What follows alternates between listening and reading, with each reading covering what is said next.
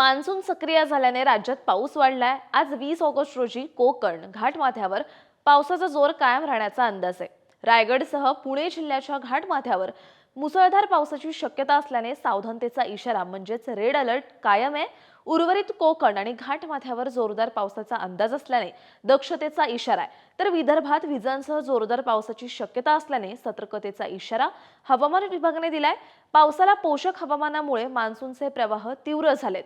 मुंबईसह कोकण घाटमाथ्यावर धुवाधार पाऊस कोसळतोय। विदर्भ, मध्य महाराष्ट्र, मराठवाड्यात अनेक ठिकाणी मुसळधार पाऊस सुरू आहे। मंगळवारी म्हणजेच काल 19 ऑगस्ट रोजी सकाळपर्यंतच्या 24 तासांमध्ये घाटमाथ्यावरील तामिणी येथे सर्वाधिक 320 मिलीमीटर पावसाची नोंद झाली।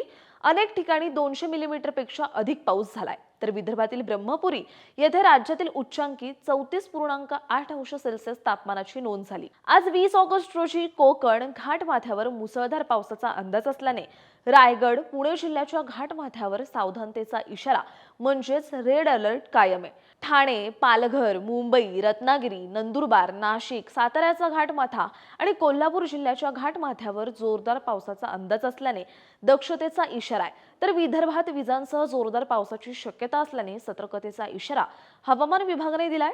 उर्वरित राज्यात ढगाळ हवामानासह हलक्या ते मध्यम पावसाची शक्यता आहे।